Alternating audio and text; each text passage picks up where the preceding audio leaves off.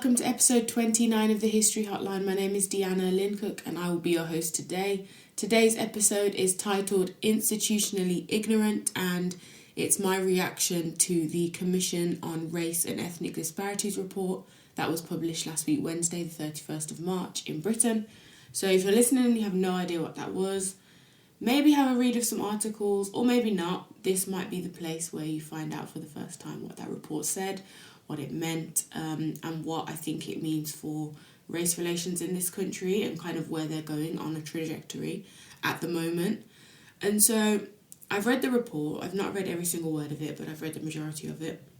And as I read it, I coded the text. And so, using some of my research skills from past qualifications, I categorised different parts of text into like a sliding scale. And so the first point on my sliding scale was positive sentiment. So anything that I kind of agreed with, I thought was quite positive, helpful in the discussion. So that was kind of the top one. The next one down was, what does this even mean? Because I was confused in a quite... I disagree with this slightly, but, there is still confusion there. My next one was make it make sense. My fourth code was what in the world. And my fifth one was added quite, towards the recommendations part of the report that I read.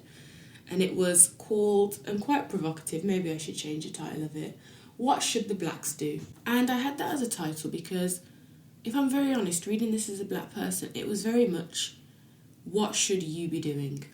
What should the blacks do? What should the blacks do to make their situation in Britain more livable, more enjoyable, more successful? What should you do about this country that has its prejudice and its racism? What should you do to alleviate that for yourself? What should you do to make, non-black people think better of you so you can have a more successful time in this country? That is the tone of the report, personally, that I felt. And I think that's my biggest problem with this report, the tone. The way it's written, the construction of sentences. And I studied English literature. I am very big on words and how they're used, because words have power and words have meaning beyond, what is exactly written on paper. And I think some of the sentences that were constructed by these authors, and I'm not going to go into the authors, I'm not going to bash people because, first of all, that's a straw man argument. We're not going to look at these individuals and pick apart their lives because it's not relevant, because they are, for me anyway, a mouthpiece for an organisation that is not necessarily them but above them. So the point of kind of bashing them or pulling up their credentials or, doing any of that, I think is quite redundant. So we won't be doing that, but we will be looking at the tone of this report. And I have a quote because this is where it really hit me, and I shared it on Instagram if you follow on Instagram, because I was shocked, horrified that this would even make it into a government report. And we'll get onto the fact that this is a government report. This is not an independent inquiry. This is not an independent commission. This is a government commission, commissioned by the Conservative government that we have in power today. So let that sit with you, because there's clearly going to be biases. So to really be shocked by this report is quite, I don't know. For me in this Britain, knowing the history of this country, shock is never what I feel when things like this come out, personally. So to give an example of this tone I speak of that I was not a big fan of, and also to just precursor, I know that this report spoke about a few different institutions in Britain.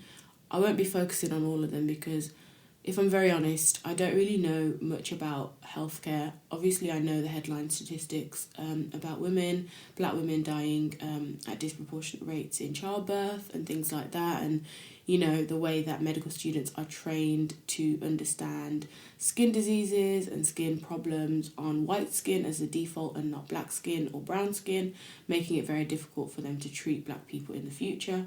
And all those kinds of small things. But I don't really know the overarching big picture when it comes to healthcare. However, I do know more about education, and my research has been about the history of education and the education of black people in this country from the Windrush generation. And I know a little bit about policing as well.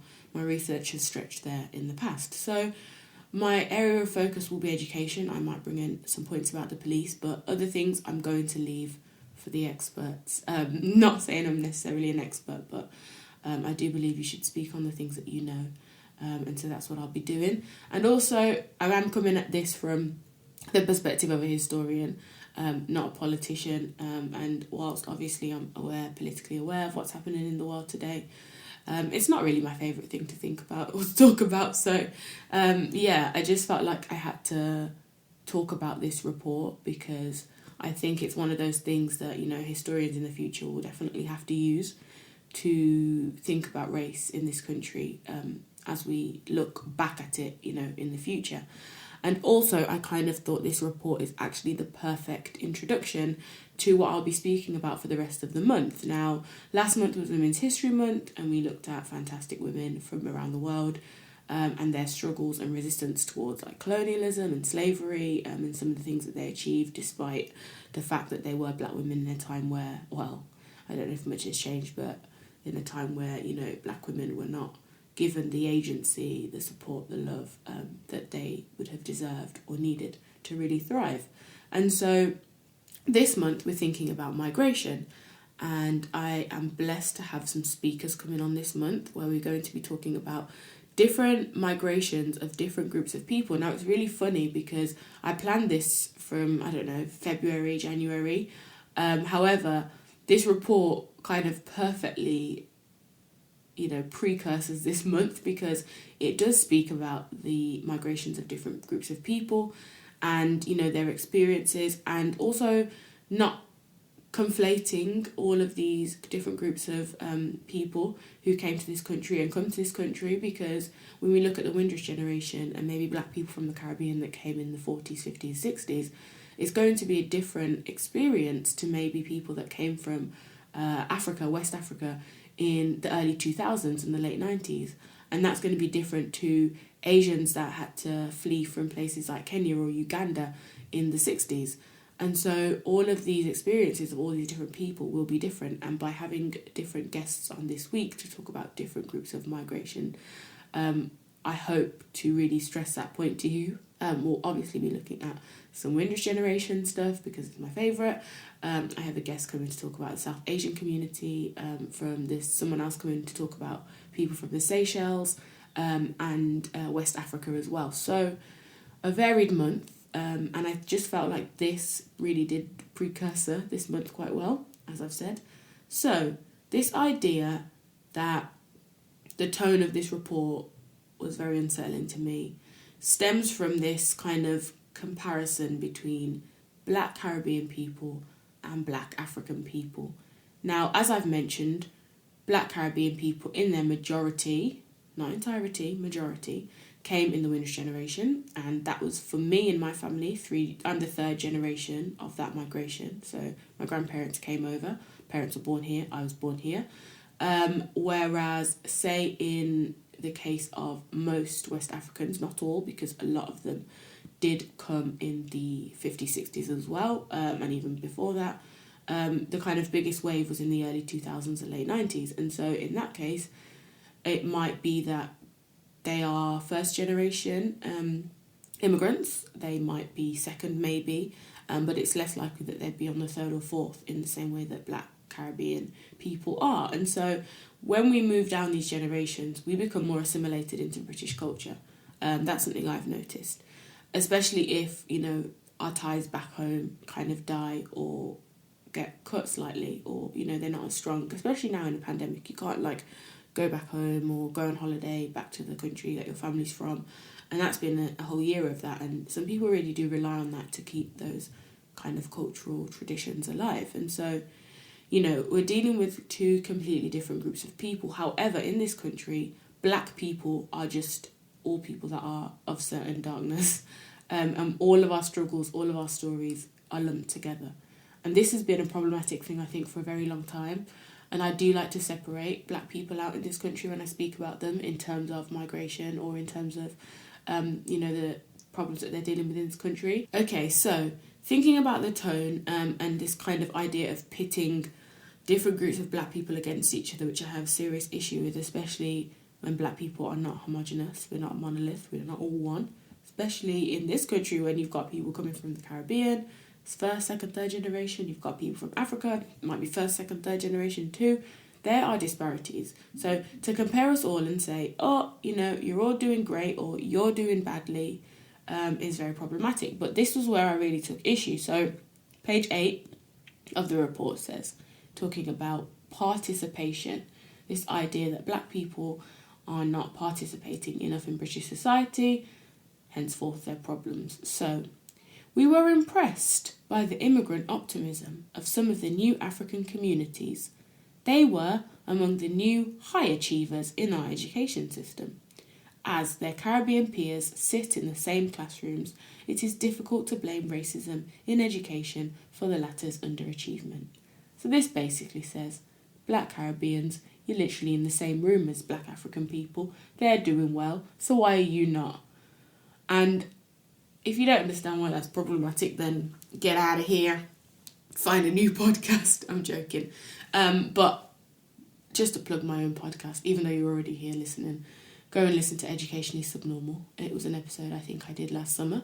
I think it's like episode 15, 10 maybe, somewhere in between there. And it's where I talk about the history of the education system and how it disproportionately negatively impacted black people as they were shipped off to educationally subnormal schools. And by the black people, I mean black Caribbean people, because they were who were in the education system at that time, because the big wave of migration from Africa, West Africa, Southern African countries, it hadn't happened yet. So, those people didn't make up the majority of the education system when it came to black people. And so why I take such issue with that is, first of all, this is a government report and you're here like, oh, black Caribbean people, sort it out. No, I don't like it. I don't like the tone. And I just don't like the lack of historical context. It's just, how can you actually, with your chest, write a government report, commission on race and ethnic disparities, and you don't even acknowledge the historical context of these people in this education system? Now, I cannot obviously, make up claims of why black Caribbean people might be doing so badly in comparison to black African people when it comes to academic attainment. However, I will say that if you're measuring everybody by the same yardstick, you have to kind of understand that not everybody is the same. Our education system and a lot of education systems around the world just look at one measure of success, which is the GCSE results. That's where this data comes from. I think it's maths and English, and how the percentage of people that get a C. So the percentage of people that pass, I think it's a 4 now, in terms of the numbers to pass. And so that is what is being looked at, that data. So it's not looking at the type of school different people might go to. So it is not just comparing a black Caribbean child and a black African child in a, let's say, I don't know, a comprehensive school in London somewhere. Not anywhere notable. It's looking at all the black Caribbean children and all the black African children across a range of schools, so private schools, grammar schools, and comprehensive schools in good and bad areas. And so how can you actually compare these things without looking at class? Now, this report, in a very weird way, highlights the issue of class. However, it doesn't highlight it as an intersection with race. It highlights it as a separate entity. It's like working class people over there, middle class people, upper class people, or black people over there, white people over there, without actually looking at the intersections of what are the barriers for a working class Caribbean boy? What are the barriers for a middle class African girl? Do you know what I mean? And whilst I'm not saying we necessarily need to go through and look at every single intersection for every single type of person in this country, because that would be very tedious and I wouldn't want to be the statistician that has to do that. But you can't just look at, race as the only thing. And you might be thinking, well, that's exactly what they're saying, but it's actually not, because they don't at any point look at the intersections of these different things in enough rigour for my liking. So that was my kind of primary issue as I got into this report, because that was on page 8. So from page 8, I was already, my arms were folded, unfortunately. I still had my category of positives. So it wasn't just the fact that, I was annoyed and I was like, not going to take this in. We'll look at it with an open mind. And I will also say as a disclaimer, I haven't read any articles. I think maybe 1 or 2, but I've skimmed them. I haven't really gone into depth any of the analysis I've seen. I've not listened to any historians or political commentators or, anybody that has spoken about this report. I watched the news on Wednesday and they were literally just detailing the report. And I did that because I didn't want to be influenced by my echo chamber, which is very left-winged, very much understanding of racial disparities and very sympathetic to that. And so I wanted to actually read it and think, let me make up my own mind on this and present this to you. And I just still was just, you just can't like it. It doesn't make any sense to me personally. And I'll talk about the second thing that was very annoying to me. Now, this found itself in the positive sentiment category, because when I first read it, I was like, amazing, this is exactly what I've wanted for a very long time. It says, we need to get rid of the category BAME, BAME being Black, Asian and minority ethnic. And I was like, hallelujah, amazing, wonderful. BAME is the most ridiculous term I've ever heard in my life. How can you compare the struggle, or not struggles, of black people, all black people in this country, compared to all Asian people, compared to minority ethnic, which, what does that even mean? And without looking at class, number one, without looking at gender, disability, sexuality, all of these other things, religion. When we look at Asian people, we don't think about necessarily, and black people actually, Islamophobia. Islamophobia is such a huge discriminatory issue in this country. So why would there be any point comparing, I don't know, a black Christian person with someone that's Asian and Muslim? Because their struggles are completely different. So to put it all in one little bubble and say, oh yeah, all the BAMEs are doing well or all the BAMEs are doing badly, it's just so ridiculous to me.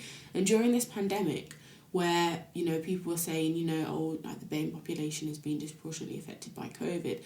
In my head, I was like, can you be more specific, please? Because, middle class anybody's that live, in single generational households with a lot of space and work in office jobs where they can work from home, they're not on the front line. Doesn't matter if they're BAME, they're fine. Do you know what I mean?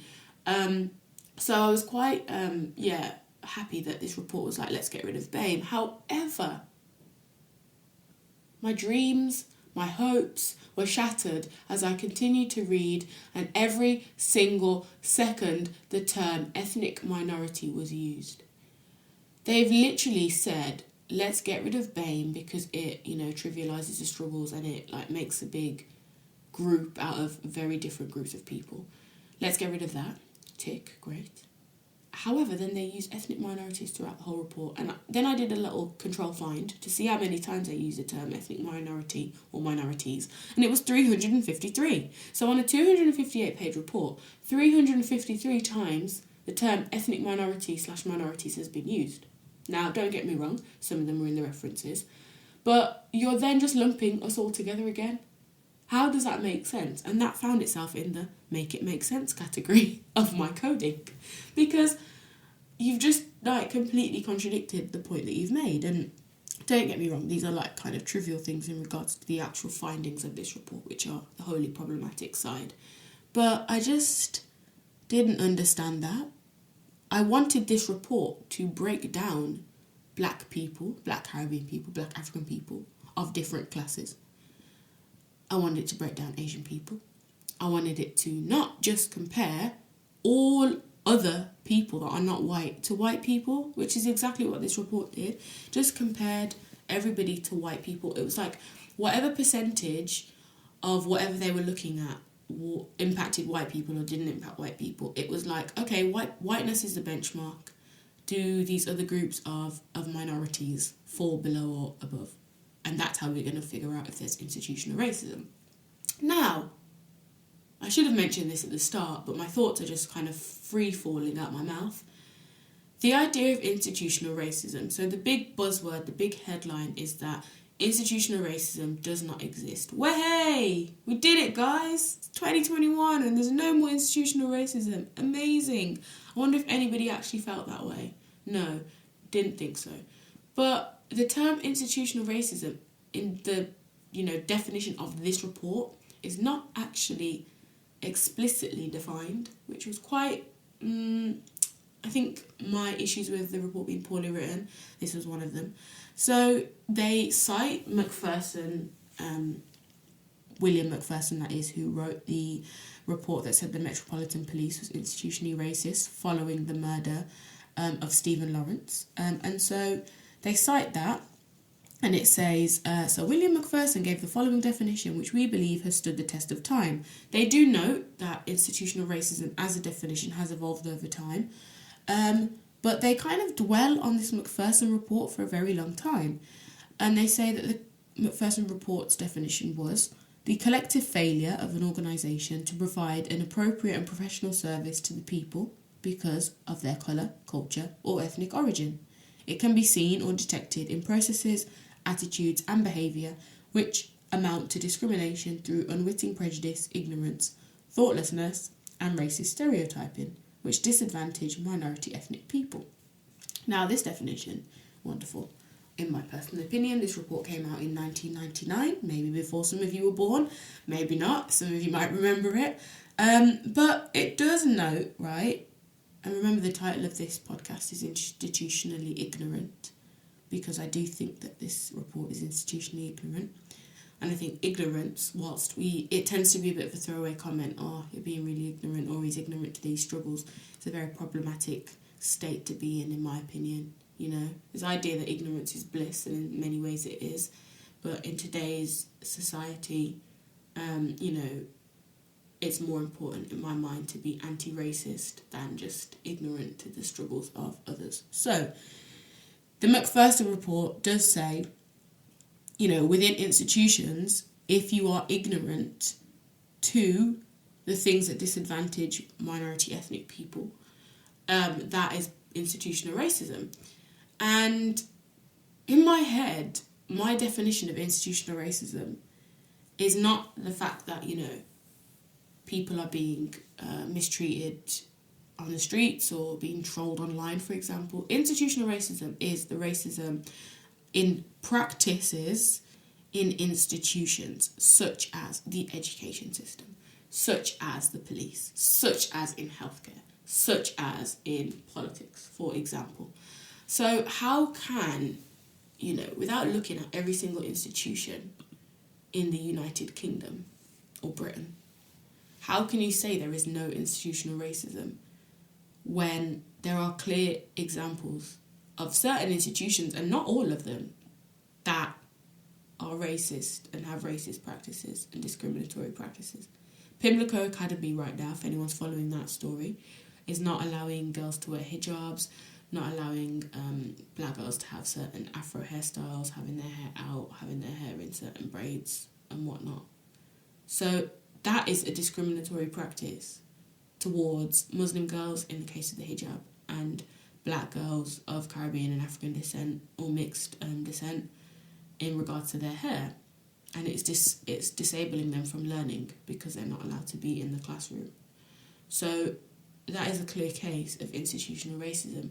You may not like the term commission report writers. You may think it is a broad term that is just often brushstroked across issues, because that's the kind of tone that was read from this report. They had a problem with this idea that institutional racism or systemic racism was just thrown at issues, like, it's just systemic racism. Britain's just systemically racist. And it's not the case. There are clear examples across different institutions of racism that is institutional because it's based on the practices of said institution. And I just don't understand how you cannot get that from this country.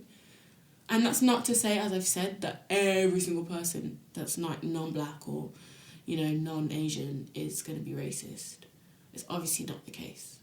But as we've always said, and I've always said on this podcast, there are institutions in this country that are upholding racist and discriminatory practices. And that is exactly why this country is institutionally racist.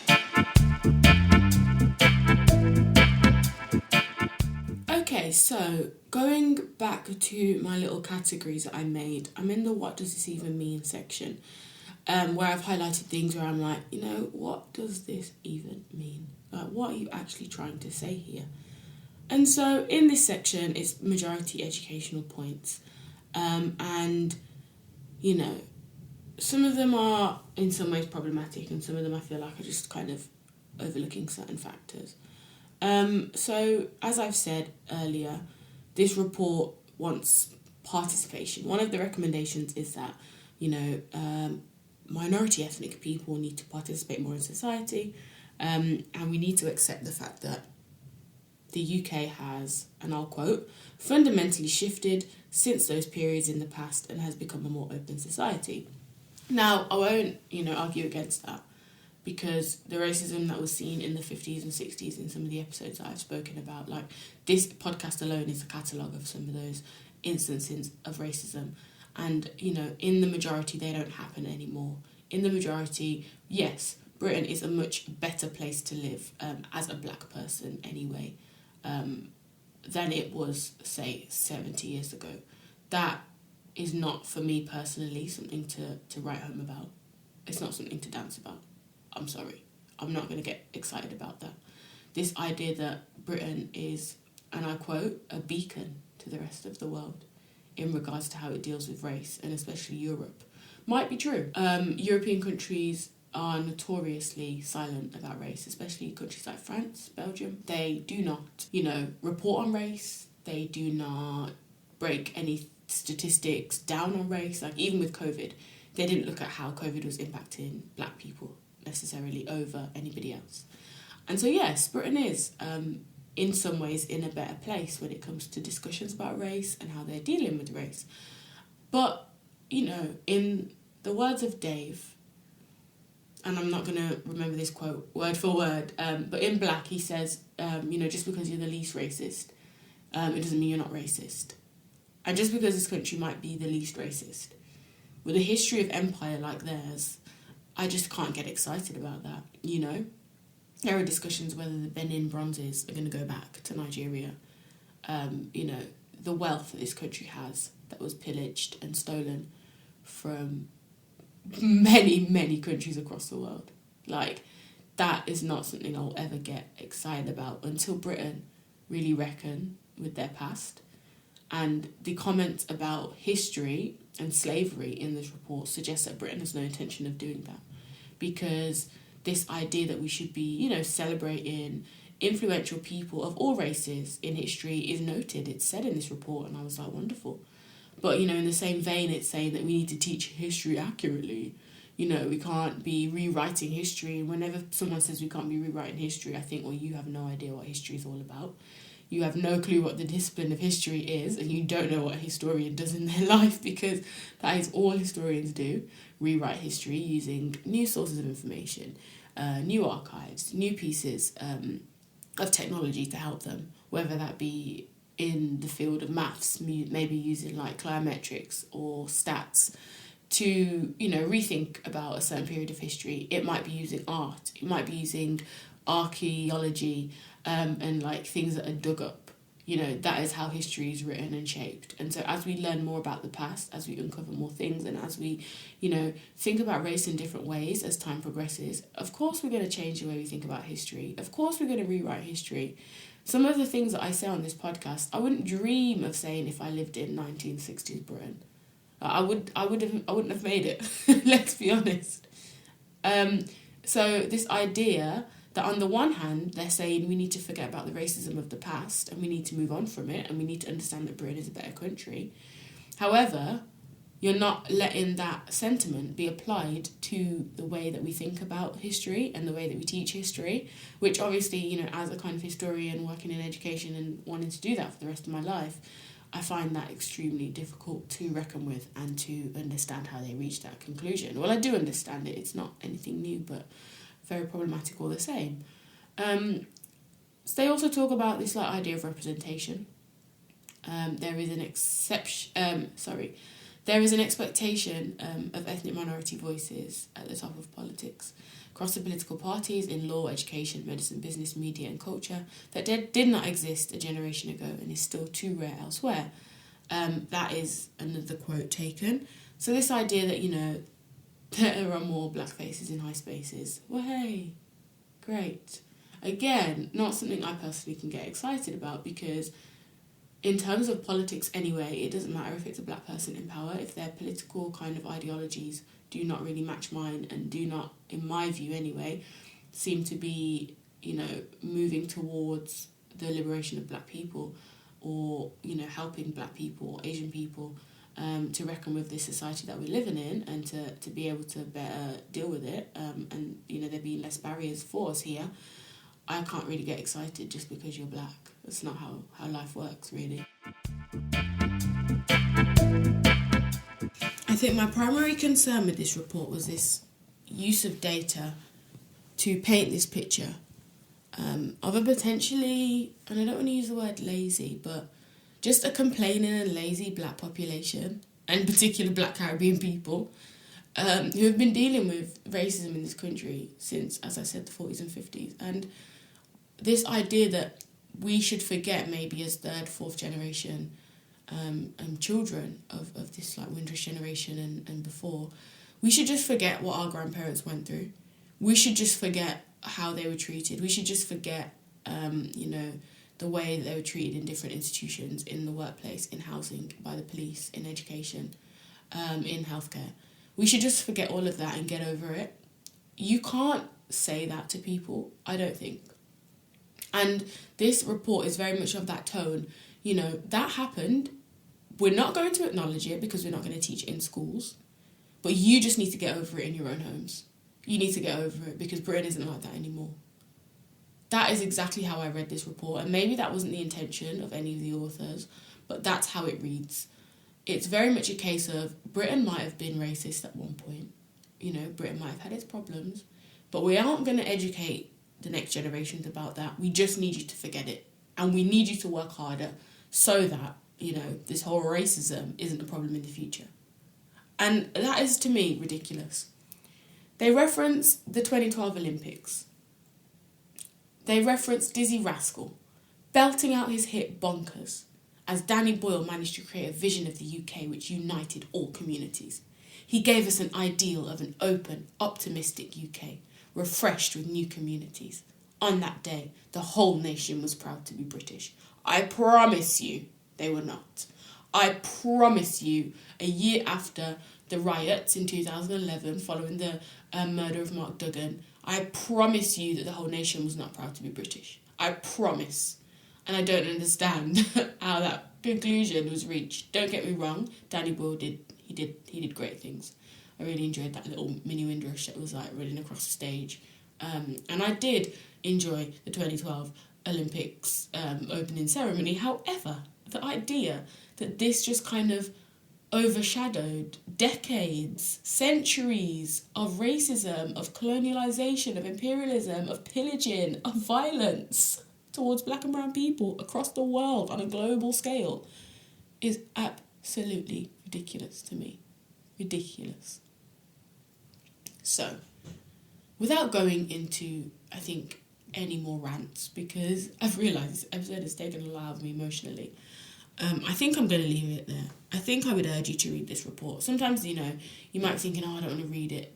This is just going to upset me. It's going to annoy me. Or read some articles. But be aware of what those in power think about race. Because it's obviously going to impact us. Be aware of how you can fight it by knowing I don't want to say the cards of the enemy, because it's a bit too far. But, this is in direct opposition to a lot of the things I believe, and I think most of the people that I speak to about this podcast and listen might agree. So think about, what this says, what this means for race relations, this denial of racism on an institutional level. They obviously, say that racism is still existing online, it's, there are still hate crimes happening and that kind of thing. which I'm not even going to get happy about because obviously it's given. We know this, we see it. But yeah, this report was a lot. There are so many people that have spoken out against it. I would say maybe have a look at Akala. His kind of commentary on this report and just the things he said in the past kind of support the idea that this report is just using the data in a very specific way to fit a certain agenda and not necessarily be actually encompassing of the accurate picture in this country. So yeah, he's someone you can look at.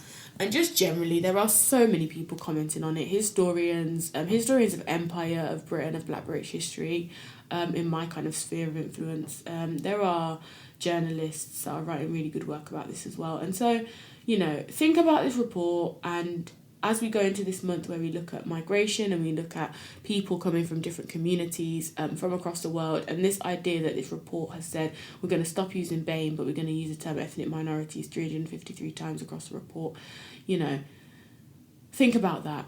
And I hope you have a wonderful week, because that is all from me. That's all I can pull out of my brain today to think about this report and what it was saying about this country. So thank you so much for listening. Please do follow us on all our social medias and on every podcast platform that you use. Have a great week. Thank you so much. Bye.